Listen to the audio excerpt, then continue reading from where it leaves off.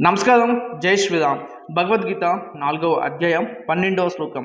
కాంక్షాంత కర్మణం సిద్ధిం యజాంత ఇహ దేవత క్షిప్రం హి మానుషే లోకే సిద్ధిర్భవతి కర్మజ. ఈ యొక్క శ్లోకానికి అర్థం ఏంటి అంటే, శ్రీకృష్ణ పరమాత్మ అర్జునుడితో ఈ విధంగా చెప్తూ ఉన్నారు. ఈ లోకమున కర్మఫలములు ఆశించువారు ఇతర దేవతలను పూజింతురు. ఎలానైనా అట్లు చేయుటచే కర్మల వలన కలుగు సిద్ధి వారికి శీఘ్రముగా లభించును అనేసి శ్రీకృష్ణ పరమాత్మ అర్జునుడితో చెప్తూ ఉన్నారు ఈ యొక్క శ్లోకంలో.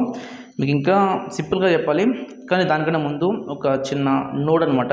ఇక్కడ ఇతర దేవతలు అని మెన్షన్ చేశారు శ్రీకృష్ణ పరమాత్మ. దీని అర్థం ఏంటంటే, ఎలాంటి ఎడారి మతాల గురించి కాదు.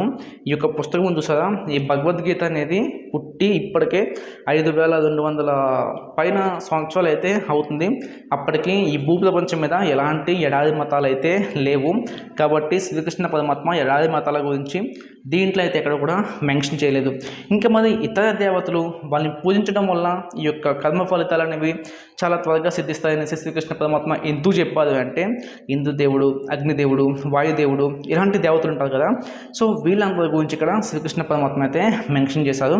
ఈ దేవతల్ని పూజించడం వల్ల మన యొక్క కర్మ ఫలితాలు అనేవి త్వరగానే మనకు అనేవి వస్తాయి. కానీ అవన్నీ కూడా పర్మనెంట్ కాదు, టెంపరీ మాత్రమే.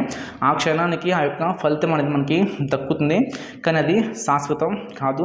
మనం ఎప్పుడు కూడా భగవంతుడితో బిజినెస్ అనేది చేయకూడదు.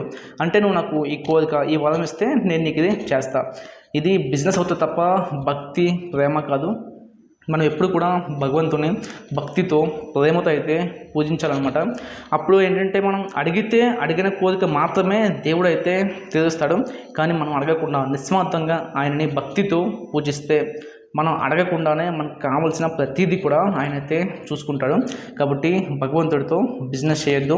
ఈ శ్లోకం కనుక మీకు నచ్చింది అనుకుంటే చిన్న లైక్ అయితే చేయండి, ఛానల్కి సబ్స్క్రైబ్ చేసుకోండి, పేజ్ని అయితే ఫాలో అయిపోండి. రోజుకొక భగవద్గీత శ్లోకాన్ని మీ ముందుకు తీసుకొస్తాం. అప్పటి వరకు సెలవు. హరే కృష్ణ.